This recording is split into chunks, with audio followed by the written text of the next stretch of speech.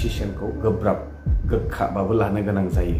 प्रकाश Narzary YouTuber बिथाङा बायदिसिना बाथ्रा सोर कन्ट्रेक्टरा बे गेटखौ बानायदोंमोन, नेम प्लेटआ गोग्लैदों गुगादों बा प्लास्टिकनि ना फाइबारनिसो नुदों, कपरेट खालामलायब्लासो बिथांनि जे फिस गायसननो नाजानाय बिटिसिआवहाय बे जाफुंगोन ना, मिनिंलेस जाहैयो।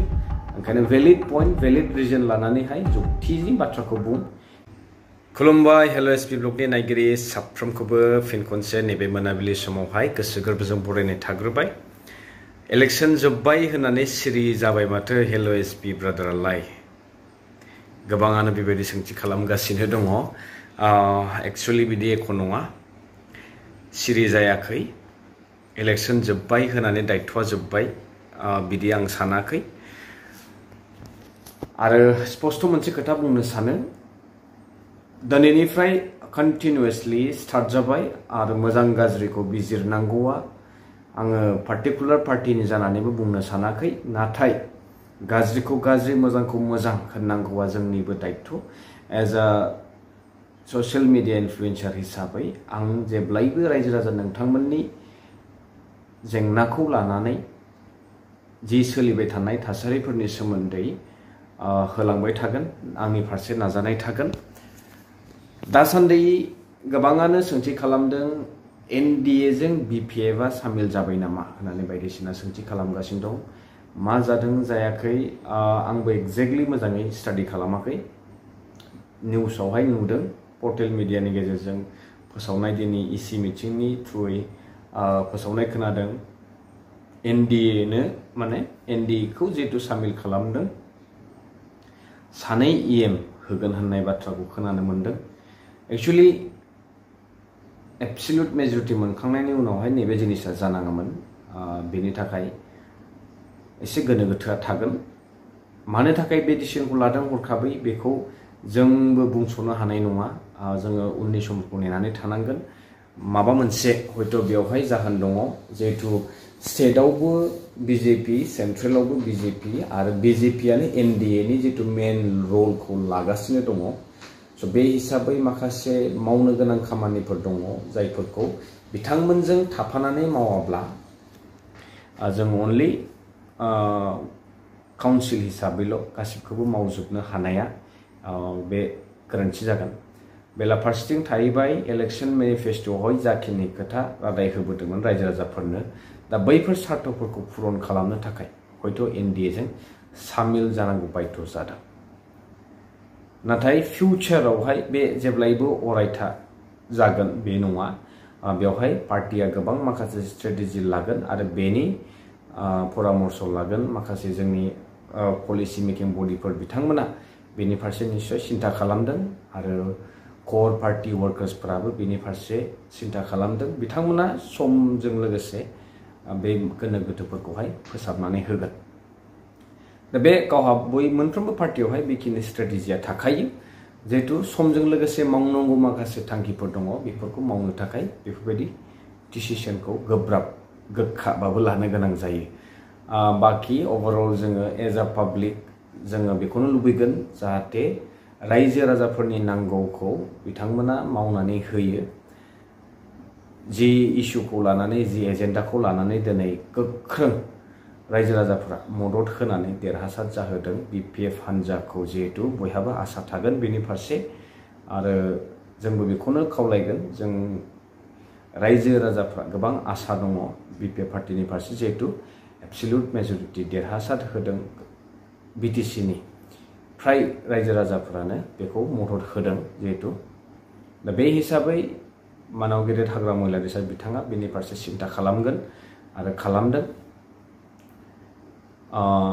पार्टि देरहानाय लोगो लोगो साफ्रोमबो बायदिसिना मोनजोबनांगौ बेबो नङा। बयबो गावबागाव आयदाजों गावबागाव लाइनजों गावनि थांखिसिम होसोलांनांगौ। बयखौबो पार्टिया उमुक थुमुक खालामगोन, उमुक थुमुक जागोन होननानै बिदि सिमां नुनानै दाथा। खस्थ' नाजानायनि गेजेरजोंसो नोंथांमोना गाव गावनि जेंनाफोरखौहाय सौसिलांनांगोन। दा पार्टिया देरहालांबाय होननानै जोंखौ नायफिनासै होननानै नारा नाथा जुजिथाबलायबाय थायोब्ला जों समसो नस्थ' खालामगोन आरो बेवहाय जोंहा एख' मुलाम्फा जानाय नङा। समाज ओनसोलखौ मोजां खालामनोबा जों बयबो रेसपन्सिबल जानानै गाव गावनि दायित्वखौ मावलांनांगोन अब्लासो जोङो मोनसे मोजां सरकारखौ मदद होनांगोन मदद होनायबो जागोन लोगोसे जोङो समाजखौ दाफुंनायाव जोंहाबो गोबां कन्ट्रिबिउसन थाहैगोन स' ओभारअल निउसावहाय मा ट्रेन्डिं सोलिगासिनो दं लेटेस्ट आं बेखौबो आपडेट गैथ'वा नोंथांमोना मोनथिगोन आरो गोबां कमेन्ट्सफोरबो फरायनो थालांदों आं बेखौबो लासै लासै होनो नाजालांबाय थासिगोन जायखि जाया मोनसे पइन्टखौ लानानै आङो नोंथांमोननो नैबे भिडिअखौ लाबोनाय जादों कारिगाव गेटनि सोमोन्दैबो बायदिसिना बेले-बेजे जादों कन्ट्रोभार्सियेल जादों जिहेतु थांनाय रेल साइटिंआवहाय माबा मोनसे जाथाय जानायखौ लानानैबो प्रकाश नार्जारी इउटुबार बिथाङा बायदिसिना बाथ्रा बानसावलाबायदों दा बेफोरबायदि जानाङा एक्चुअली अपोजिशनाव दङ होननानै जानला मेनला पइन्टखौ लानानै अपोज खालामबाय थायोब्ला मिनिंलेस जाहैयो ओंखायनो भेलिड पइन्ट भेलिड रिजन लानानैहाय जुक्तिनि बाथ्राखौ बुं बे प्लेट गोलैनाय मानायफोरखौ लानानै मेगन सानाय मानाय बेफोरबायदि इस्यु क्रिएट दा खालाम बेफोरजों एख' मुलाम्फा जाया सरकारा मावाखै मावनो गोनां थांखिफोरखौ मावफुङाखै अब्लासो बुं दाबो एख'आनो जायाखै दासो स्टार्टिं दिनैसो फार्स्ट इसि मिटिङा जालांबाय स' बे हिसाबै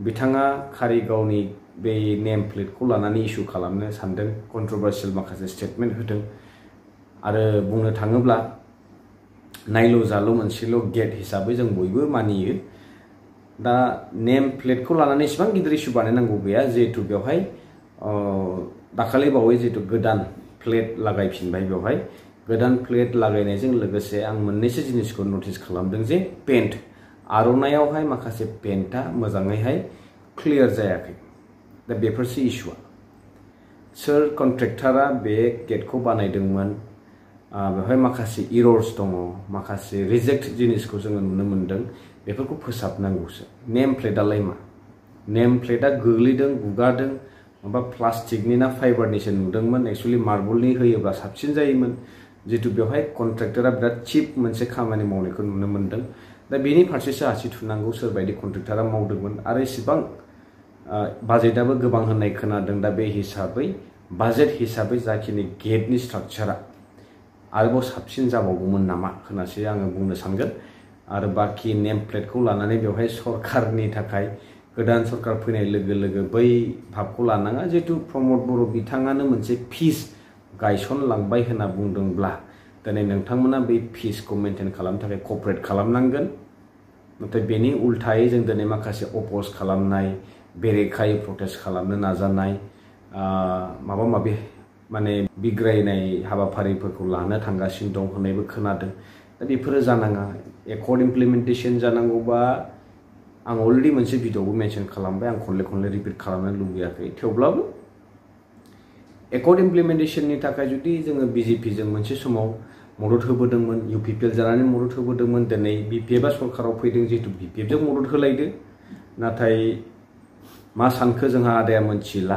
बिथाङा बिग्रायखांफिननोसो बाथ्रा बुंबाय थादों दा बेफोरबायदि जानाङा बिदिजोंहाय पिस मेनटेन जानाय नङा प्रमद बर' बिथांखौ नोंथांमोना मान होयोब्ला सनमान होयोब्ला बिथांनि जि पिस गायसननायनि जि इनिशियेल स्टेजमोन बेखौहाय नोंथांमोना साक्सेसफुल खालामनोबा